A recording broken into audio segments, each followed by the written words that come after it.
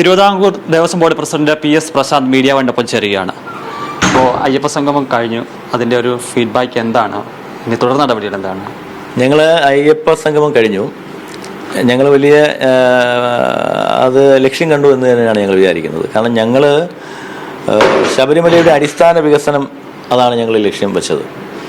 അപ്പോൾ ശബരിമലയിലെ master plan അത് നമുക്ക് അവിടെ എത്തുന്ന പ്രതിനിധികൾക്ക് മുന്നിൽ, അവിടെ സ്ഥിരമായി എത്തുന്ന പ്രതിനിധികൾക്ക് മുന്നിൽ അവതരിപ്പിക്കാൻ സാധിച്ചു. അപ്പോൾ അതിൻ്റെ ഒരു കൺസോളിഡേഷൻ ഒരു നോട്ടാക്കി, ഒരു കൺസെപ്റ്റാക്കി ഞങ്ങൾ മാറ്റിയിട്ടുണ്ട്. അത് ഇംപ്ലിമെൻറ്റേഷൻ ഒരു കമ്മിറ്റി, അത് ഇംപ്ലിമെൻ്റ് ചെയ്യുന്ന ഒരു കമ്മിറ്റി ദേവസ്വം ബോർഡ് മന്ത്രി, ദേവസ്വം വകുപ്പ് മന്ത്രി ചെയർമാനായും ദേവസ്വം ബോർഡ് പ്രസിഡന്റ് കൺവീനറായും ദേവസ്വം സെക്രട്ടറി ഉൾപ്പെടെയുള്ള 18 അംഗങ്ങൾ ആയിട്ടുള്ളൊരു കമ്മിറ്റി, ഇംപ്ലിമെൻറ്റേഷൻ കമ്മിറ്റി വരും. ആ ഇംപ്ലിമെൻറ്റേഷൻ കമ്മിറ്റിയിൽ പ്രധാനമായും 4 മേഖലകളിലുള്ള ആളുകളായിരിക്കും. ഒന്ന് ദേവസ്വം ബോർഡിൻ്റെയും ദേവസ്വം വകുപ്പിൻ്റെയും ഉദ്യോഗസ്ഥ പ്രമുഖർ. രണ്ടാമത് നിർമ്മാണവുമായി ബന്ധപ്പെട്ടൊരു പരിസ്ഥിതി സൗഹൃദം നമുക്ക് കാത്തു സൂക്ഷിക്കേണ്ടതുണ്ട്. അപ്പോൾ അതുമായി ബന്ധപ്പെട്ട് പരിസ്ഥിതി സൗഹൃദമായ കൺസ്ട്രക്ഷൻ നടത്താൻ പറ്റുന്ന വിദഗ്ധർ. 3 ക്ഷേത്രപരമായ കാര്യങ്ങളിൽ നിർദ്ദേശങ്ങൾ നൽകാൻ കഴിയുന്ന, ക്ഷേത്ര കാര്യങ്ങളെ സംബന്ധിച്ചും സാംസ്കാരിക കാര്യങ്ങളെ സംബന്ധിച്ചും അറിവുള്ള പ്രമുഖർ. 4 നമുക്ക് ഒരു ക്ഷേത്രമാകുമ്പോൾ ഈ ഒരു മാസ്റ്റർ പ്ലാനൊക്കെ നടപ്പിലാക്കുമ്പോൾ പിന്നെ കുറച്ച് ഇതുമായി പങ്കാളിത്തം ഉണ്ടാക്കാൻ, ക്ഷേത്ര വിശ്വാസികളായിട്ടുള്ള നിക്ഷേപിക്കുവാൻ കഴിയുന്ന, നിക്ഷേപം എന്ന് പറയാൻ പാടില്ല, ഒരു സമർപ്പിക്കുവാൻ കഴിയുന്ന കുറേ ആളുകൾ. അങ്ങനെ ഈ 4 വിഭാഗത്തിൽ നിന്നുള്ള ആളുകൾ വെച്ചിട്ടായിരിക്കും നമ്മൾ ഇത് 18 അംഗ ഇംപ്ലിമെൻറ്റേഷൻ കമ്മിറ്റി ഉണ്ടാക്കുക.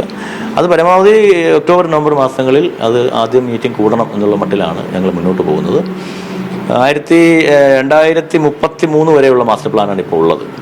അത് ഒരു 4 വർഷം കൊണ്ട്, ഒരു 2-3 വർഷം കൊണ്ട് ആ മാസ്റ്റർ പ്ലാൻ പൂർത്തീകരിക്കണം. അതിനു വേണ്ടിയിട്ടുള്ള പ്രവർത്തനങ്ങളാണ് ഈ ഇംപ്ലിമെൻറ്റേഷൻ കമ്മിറ്റി ആലോചിച്ച് മുന്നോട്ട് പോവുക.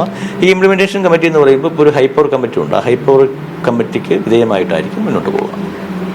ഇതിൻ്റെ ഒരു ഒരു ചെറിയ വിമർശനങ്ങളൊക്കെ വന്നിരുന്നത്, ഇത് നിലവിൽ കോടതിയുടെ പരിഗണനയിലിരിക്കുന്ന വിഷയമാണ്. ഈ കമ്മിറ്റി അത് ചലഞ്ച് ചെയ്യപ്പെടാനുള്ള ഒരു സാധ്യതയുണ്ട് എന്നുള്ളൊരു അതിൽ എന്താണ്? അവിടെ ഒരു ഇൻഫ്രാസ്ട്രക്ചർ കമ്മിറ്റി നേരത്തെ ഉണ്ട്. ആ കമ്മിറ്റിക്ക് പകരമായി ഒരു പുതിയ കമ്മിറ്റി വരുന്നു എന്നേ ഉള്ളൂ. ഇതെല്ലാം ഹൈപ്പവർ കമ്മിറ്റി, ഇത് ശബരിമലയിലെ വികസന കാര്യങ്ങളെല്ലാം ആത്യന്തികമായി തീരുമാനിക്കപ്പെടേണ്ടത് ഹൈപ്പവർ കമ്മിറ്റിയാണ്. ബഹുമാനപ്പെട്ട സുപ്രീം കോടതി നിയോഗിച്ചൊരു കമ്മിറ്റിയാണത്. അപ്പോൾ ആ ഹൈപ്പവർ കമ്മിറ്റിയുടെ അതേ രീതി അവർ തന്നെയാണ് ഈ മാസ്റ്റർ പ്ലാൻ തയ്യാറാക്കാൻ വേണ്ടി എഞ്ചിനീയറിംഗ് കോളേജിനെ ചുമതലപ്പെടുത്തിയത്. അപ്പോൾ ഇതൊരു ഇംപ്ലിമെൻറ്റേഷൻ കമ്മിറ്റി മാത്രമാണ്. അപ്പോൾ കഴിഞ്ഞ പ്രാവശ്യം ഒരു മുൻകാലങ്ങളിൽ ഒരു ഇൻഫ്രാസ്ട്രക്ചർ കമ്മിറ്റി അവിടെ ഉണ്ട്. അത് ദേവസ്വം ബോർഡ് പ്രസിഡന്റ് ചെയർമാനായിട്ടായിരുന്നു. അതിന് പകരമായി ദേവസ്വം വകുപ്പ് മന്ത്രി ചെയർമാനായി വരും, ദേവസ്വം പ്രസിഡന്റ് കൺവീനറായി വരും. അത് ഇംപ്ലിമെൻറ്റേഷൻ കമ്മിറ്റി പ്രവർത്തിക്കുന്നത് ഹൈപ്പവർ കമ്മിറ്റിക്ക് വിധേയമായിട്ടായിരിക്കും. അതുകൊണ്ട് തന്നെ അതിനൊരു നിയമതടസ്സമൊന്നും ഉണ്ടെന്ന് എനിക്ക് തോന്നുന്നില്ല. ഇനി തുടർ സംഗമം ഉണ്ടാവുമോ? ഇതിപ്പോൾ ഇതിന് ശേഷം ഇംപ്ലിമെൻറ്റേഷൻ ഉണ്ട്, അതിനുശേഷം വരുന്ന വർഷങ്ങളിലും ദേവസ്വം ബോർഡ് അങ്ങനെ പ്ലാൻ ചെയ്യും. നമുക്ക് ഇംപ്ലിമെൻ്റ് ചെയ്ത് മുന്നോട്ട് പോകുമ്പോൾ തുടർന്നും അത് വേണമെന്ന് തോന്നുമെങ്കിൽ ഞങ്ങൾ നടത്തും, സംശയമില്ല. കാരണം ഇതിപ്പോൾ നമ്മളൊരു മാസ്റ്റർ പ്ലാനായി, അത് DPR ആയി. ആ DPR തയ്യാറാക്കി മുന്നോട്ട് പോകുമ്പോഴാണ് നമുക്ക് ഇതിൽ പങ്കാളിത്തം വരേണ്ടത്. അപ്പോൾ അങ്ങനെ പങ്കാളിത്തം വേണ്ടി വരും. വിശ്വാസികളായ ഭക്തരുടെ പങ്കാളിത്തവും സമർപ്പണവും ഒക്കെ ആവശ്യമാണെന്ന് വന്നാൽ വീണ്ടും തുടർ സമ്മേളനങ്ങൾ നമ്മൾ നടത്തും. കോൺഗ്രസും BJP-ക്കും ഉന്നയിച്ച പ്രധാന ആക്ഷേപം എന്ന് പറയുന്നത് ഈ സെഷനുകളിൽ മുഖ്യമന്ത്രി പങ്കെടുത്ത ചടങ്ങിൽ നിറയെ ആളുകളുണ്ടായിരുന്നു. അതിനുശേഷം സെഷനുകളിൽ പലപ്പോഴും ആളുകൾ പങ്കാളിത്തം കുറവായിരുന്നു. ഈ സെഷനിൽ വരുന്ന നിർദ്ദേശങ്ങൾ കൊണ്ടാണല്ലോ ഇനി എന്ത് നടപടി സ്വീകരിക്കാന്ന് പറയുന്നത്. അപ്പോൾ അത് ചൂണ്ടിക്കാണിച്ചുകൊണ്ടാണ് ഇത് ഒരു പരാജയമായിരുന്ന രീതിയിലേക്ക് പ്രതിപക്ഷം ഉന്നയിക്കുന്നത്. അതിന് ബോർഡിനുള്ള മറുപടി എന്താണ്? അല്ല, ആദ്യം പറഞ്ഞത് അങ്ങനെ അല്ലല്ലോ. അയ്യപ്പ സംഗമമേ, ആഗോള അയ്യപ്പ സംഗമമേ പൊളിഞ്ഞു പോയി എന്നല്ലേ. പിന്നീടാണ് അവർക്ക് തന്നെ ബോധ്യപ്പെട്ടത് നിറഞ്ഞ സദസ്സിലായിരുന്നു മുഖ്യമന്ത്രിയുടെ ഉദ്ഘാടന സമ്മേളനം എന്നുള്ളത്. സ്വാഭാവികമായും ഏത് കോൺക്ലേവിലാണ്, ഏത് സംഗമമായിക്കോട്ടെ, അവിടെ പിന്നെ സെഷനുകളിലേക്ക് പോകുമ്പോൾ സ്വാഭാവികമായും അക്കാഡമിക് ഇൻട്രസ്റ്റ് ഉള്ള ആളുകൾ മാത്രമേ അതിലിരിക്കാറുള്ളൂ. അത് ഏത് കോൺക്ലേവ് നിങ്ങൾ എടുത്തു നോക്കൂ. ഇതൊരു വിമർശനം വന്നുകൊണ്ട് വലിയ വിവാദമായി എന്നുള്ളതേ ഉള്ളൂ.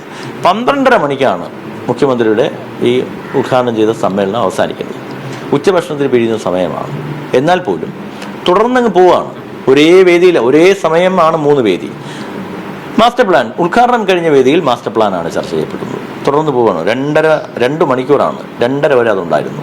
അതേ സമയത്ത് തന്നെയാണ് ഹിൽ ടോപ്പിൽ ക്രൗഡ് മാനേജ്മെൻറ്റുമായി ബന്ധപ്പെട്ട ചർച്ച. അവിടെ ജേക്കബ് പിന്നൂസ് സാറാണ്, അവിടെയും 1,500 പേരുണ്ടായിരുന്നു. അതേ സമയത്ത് തന്നെയാണ് ഇപ്പുറത്തൊരു ശ്രീരാമ സഹേതം ഹാൾ, അവിടെ കുറച്ച് പേര് 250 പേര് ഇരിക്കാനുള്ളൊരു ഹാൾ, ചെറിയ ഹാളാണ്, അവിടെയും അത്. അപ്പോൾ ഈ 3 ഹാളിലും ഒരേ സമയത്ത് നടക്കുകയാണ്. പിന്നെ ഉച്ച സമയമാണ്. സ്വാഭാവികമായും ഇത്തരമൊരു സമ്മേളനത്തിൽ ഉദ്ഘാടന സമ്മേളനം പ്രൗഢിയോടുകൂടി നടന്നു. അത് കഴിഞ്ഞ് ഈ സെമിനാറുകൾക്കും അതേ പ്രൗഢി വേണമെന്ന് വാശി പിടിക്കുന്നത് ബാലിശമാണ്. അത് ഇതിനെതിരെ ഒരു മനഃപൂർവ്വം പ്രചരിപ്പിക്കുന്നതാണ്. പക്ഷേ ഞങ്ങൾക്ക് അത്യാവശ്യം ഡെലിഗേറ്റ്സിൻ്റെ പ്രാതിനിധ്യം അവിടെ ഉണ്ടായി. അവരുടെ കൃത്യമായ അഭിപ്രായം ഓരോ കാര്യങ്ങളിലും, അത് മാസ്റ്റർ പ്ലാനിൻ്റെ കാര്യത്തിലായാലും ക്രൗഡ് മാനേജ്മെൻ്റ് ആയാലും പിൽഗ്രിം ടൂറിസം ആയാലും കൃത്യമായ ഒപ്പീനിയൻ നമുക്ക് കിട്ടി.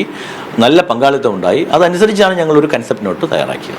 ഈ അയ്യപ്പ സംഗമത്തിൽ താങ്കൾ ശരണം വിളിച്ചത് അത് മുദ്ര, അതൊരു അത്തരത്തിലുള്ളൊരു വശമുണ്ട്. അതിന് ഇപ്പം എന്താ തോന്നുന്നത്? എനിക്ക് സത്യത്തിൽ ഞാൻ അറിയാതെ സംഭവിച്ചത് പോയതാണ് സത്യത്തിൽ. പക്ഷേ അറിയാതെ സംഭവിച്ചു പോയതാണെങ്കിലും ആ ഒരു ട്രോൾ കണ്ടപ്പോൾ എനിക്ക് വലിയ വിഷമമായി. കാരണം ഞാനൊരു നല്ല വിശ്വാസിയാണ്. ഏതാണ്ട് 18 മലകൾ ദേവസ്വം ബോർഡ് പ്രസിഡന്റ് ആവുന്നതിന് മുമ്പ് തന്നെ പോയ ആളാണ്. അപ്പം അറിയാതെ ആണെങ്കിൽ പോലും അങ്ങനെ ഒരു ട്രോൾ വന്നപ്പോൾ എനിക്ക് വലിയ വിഷമമുണ്ടായി. അതിലെനിക്ക് വിഷമം ഇപ്പോഴും ഉണ്ട്. പക്ഷെ നിങ്ങൾ മനസ്സിലാക്കേണ്ട ഒരു കാര്യം, ഈ എന്നെ വിമർശിക്കുന്നവർ ആരൊക്കെയാണ്, എന്നെതിരെ ഈ ട്രോളുന്നത് ആരൊക്കെയാണ്?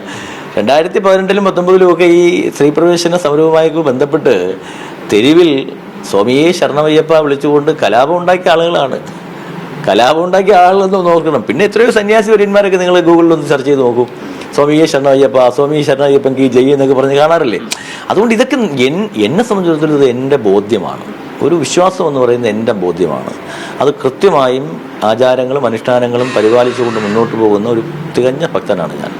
പക്ഷെ അത് അങ്ങനെ ഒക്കെ ആണെങ്കിൽ പോലും, അറിയാതെ ആണെങ്കിൽ പോലും, ഇത് ഒരു ട്രോൾ വന്നപ്പോൾ എനിക്ക് വിഷമം തോന്നി. ഈ അയ്യപ്പ സംഘത്തിൻ്റെ കാര്യം പറഞ്ഞു വരുമ്പോഴേ, ഇപ്പോൾ അന്നേരത്തെ കേസുകളുണ്ടല്ലോ, ശബരിമല പ്രക്ഷോഭവുമായി ബന്ധപ്പെട്ട കേസുകൾ ഇതുവരെയും പിൻവലിക്കപ്പെടാത്ത കുറേ കേസുകളുണ്ട്. അപ്പോൾ ഇവർ കോൺഗ്രസ്സൊക്കെ ഇന്ന് ആരോപിക്കുന്ന കാര്യം വെച്ചാൽ ആ കേസുകൾ എന്തുകൊണ്ടാണ് പിൻവലിക്കപ്പെടാത്തത്? സർക്കാർ എടുക്കേണ്ട തീരുമാനമാണ്, എങ്കിലും അതിൽ ബോർഡിൻ്റെ നിലപാട് എന്താണ്? അല്ല, അതിലുള്ള വിഷയം ഇത് അന്ന് കുറേ കേസുകൾ വന്നു. നമ്മൾ ഉദ്ദേശിക്കാത്ത കുറേ എണ്ണം കേസുകൾ വന്നു. പക്ഷെ സ്വാഭാവികമായും പിൻവലിക്കപ്പെടേണ്ട കേസുകളൊക്കെ പിൻവലിച്ചു. സർക്കാരിൻ്റെ ഇടപെടലോടുകൂടി തന്നെയാണ് പിൻവലിച്ചത്. പക്ഷെ ചില കേസുകളെ സംബന്ധിച്ച് നമുക്കറിയാം. എനിക്കെതിരെ ഞാൻ ഈ കോൺഗ്രസ്സൊക്കെ ജില്ലാ പ്രസിഡൻ്റൊക്കെ ആയിരുന്നപ്പോൾ ഒരുപാട് പ്രക്ഷോഭങ്ങളിൽ നമ്മൾ പങ്കെടുക്കേണ്ടി വരും. അപ്പോൾ അങ്ങനെ വരുമ്പോൾ ഒരു 10-18 കേസ് എനിക്കെതിരെ ഉണ്ടായി. ഒരു 12ഓളം കേസുകൾ സ്വാഭാവികമായ കേസുകളായിരുന്നു, പിൻവലിച്ചു. ഇനി ഒരു 6 കേസ് പിൻവലിക്കാനുണ്ട്. അത് ഈ PDPP, അതുപോലെ തന്നെ അറ്റംപ്റ്റ് മർഡർ, അങ്ങനെയൊക്കെ വരുമ്പോൾ അറ്റംപ്റ്റ് മർഡർ എന്ന് വെച്ചാൽ നമ്മൾ പോലീസിനെ കല്ലെടുത്തെറിഞ്ഞാൽ അറ്റംപ്റ്റ് മർഡറായി. അപ്പോൾ അതൊക്കെ കോടതിയിലേക്ക് പോയി. അപ്പോൾ അത് കോടതിയുടെ ഒരു പെർമിഷനോടുകൂടിയും പബ്ലിക് പ്രോസിക്യൂട്ടറുടെ ഒക്കെ ഇടപെടലോടുകൂടിയും ഒരു കോടതി മുഖാന്തരം മാത്രമേ അതൊക്കെ പിൻവലിക്കാൻ സാധിക്കുകയുള്ളൂ. അതിൻ്റെ ഒരു നിയമപ്രശ്നങ്ങളുണ്ട്. അതുമായി ബന്ധപ്പെട്ടായിരിക്കും അത് താമസിക്കുന്നത്. അല്ലാതെയുള്ള എത്രയോ കേസുകൾ അതെല്ലാം തന്നെ പിൻവലിച്ച് പോയല്ലോ. അങ്ങനെയുള്ള ചില സാങ്കേതിക പ്രശ്നങ്ങളുണ്ട്. അത് തീർച്ചയായിട്ടും അതും ആ സമയത്ത് ഉണ്ടാകുമെന്ന് തന്നെയാണ് എൻ്റെ പ്രതീക്ഷ. ഈ സ്വർണ്ണപ്പാളി ഹൈക്കോടതിയുടെ ഒരു ഇടപെടലുണ്ടായത് എന്താണ് ബോർഡിന്റെ തുടർ നടപടിയൊക്കെ? അല്ല, സ്വർണ്ണപ്പാളിയുമായി ബന്ധപ്പെട്ട് വലിയ വിവാദങ്ങളാണല്ലോ ഇവിടെ. എല്ലാവരും പറഞ്ഞത് ദേവസ്വം ബോർഡ് പ്രസിഡന്റ് 4 കിലോ സ്വർണ്ണം അടിച്ചുകൊണ്ട് പോയെന്നാണ് ഇവിടെ ഓരോരുത്തരും പറഞ്ഞുകൊണ്ടിരിക്കുന്നത്. പ്രതിപക്ഷ നേതാവ് ഉൾപ്പെടെ പറയുന്നത്. അപ്പോൾ യഥാർത്ഥത്തിൽ അങ്ങനെ ഒരു ആരോപണം വന്നപ്പോൾ തന്നെ അത് കോടതി അതിൽ ഇടപെട്ടു. കോടതി ഞങ്ങളുടെ SP-യെ അതിൻ്റെ അന്വേഷണ ചുമതല ഏൽപ്പിച്ചു. SP അത് കൃത്യമായ അന്വേഷിച്ച് കൊടുത്തു. അതിൽ കൃത്യമായ കാര്യങ്ങൾ പറഞ്ഞിട്ടുണ്ട്. 100% സുതാര്യമായും ട്രാൻസ്പെറൻ്റായും പ്രൊസീജിയർ പാലിച്ചുകൊണ്ടുമാണ് അത് ചെയ്തത്.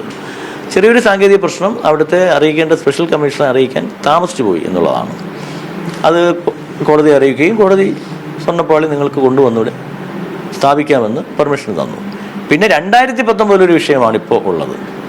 ആ 2019 വിഷയവും നമ്മുടെ SP തന്നെ അന്വേഷിക്കാൻ ചുമതലപ്പെടുത്തിയിട്ടുണ്ട്. 30-ാം തീയതി അദ്ദേഹം അത് കൊടുക്കും. അതോടുകൂടി അതിൻ്റെ ഒരു കൺഫ്യൂഷൻ എന്തിനും. പക്ഷേ ഉള്ള പ്രശ്നം എന്ന് പറയുന്നത്, എന്തെങ്കിലും ഒന്ന് കോടതി പറഞ്ഞു വന്ന പേരിൽ വ്യാപകമായ ആക്ഷേപം നടക്കുകയാണ്. ചന്ദ്രഗ്രഹണത്തിൻ്റെ മറവിൽ സ്വർണ്ണക്കൊള്ള എന്നൊക്കെയാണ് ചില ഓൺലൈൻ മാധ്യമങ്ങൾ പ്രചരിപ്പിക്കുന്നത്. അപ്പോൾ ഇതൊക്കെ വരുമ്പോൾ ഈ ഒരു പ്രചരണമൊക്കെ കഴിയും, അങ്ങ് പോവും, ഇതെല്ലാം പുനഃസ്ഥാപിക്കും, മംഗളകരമായ കാര്യങ്ങൾ കഴിയും. പക്ഷെ ഞങ്ങൾക്ക് നഷ്ടപ്പെട്ടു പോയ മാനത്തിനും അഭിമാനത്തിനും ഒക്കെ ആര് സമാധാനം പറയും? ഞങ്ങളൊക്കെ ഈ പ്രത്യേകിച്ച് കഴിഞ്ഞ ഒരു 10-15 വർഷക്കാലമായി, ഒരു 10 വർഷക്കാലമായി വളരെ സുതാര്യമായും സത്യസന്ധമായിട്ടുമാണ് ദേവസ്വം ബോർഡിൽ കാര്യങ്ങൾ നടക്കുന്നത്. കാരണം എല്ലാം ടെൻഡറാണ്. അത് മരാമത്താവട്ടെ, വഴിപാടുമായി ബന്ധപ്പെട്ട ക്ഷേത്രങ്ങളുമായി ബന്ധപ്പെട്ട കാര്യം എല്ലാം ടെൻഡറാണ്. ടെൻഡറും കാര്യങ്ങളുമാണ്. അപ്പോൾ അതുകൊണ്ട് കഴിഞ്ഞാൽ കൃത്യമായ സുതാര്യമായ രീതിയിലാണ് കാര്യങ്ങൾ പോകുന്നത്. പക്ഷേ ഇങ്ങനെയുള്ള വ്യാപകമായ പ്രചരണങ്ങൾ വരുമ്പോൾ അത് വലിയ വിഷമമുണ്ടാക്കും. പിന്നെ ഇത് ഇത് ഇത് ഇത് കൊണ്ട് കുഴപ്പമില്ല എന്ന് വന്ന് ഇത് നന്നായി പോകുന്ന കാര്യങ്ങളൊന്നും ആരും കൊടുക്കുകയില്ല. അതിൻ്റെ ഒരു വിഷമമാണ് ഞങ്ങൾക്കുള്ളത്. ശരി, ഓക്കെ, താങ്ക് യു.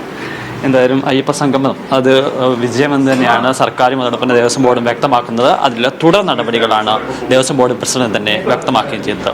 തിരുവനന്തപുരത്ത് നിന്നും ക്യാമറമാൻ ഉണ്ണി പാലാഴ്ത്തിപ്പോൾ സിജോ വിജോൺ, മീഡിയ 1.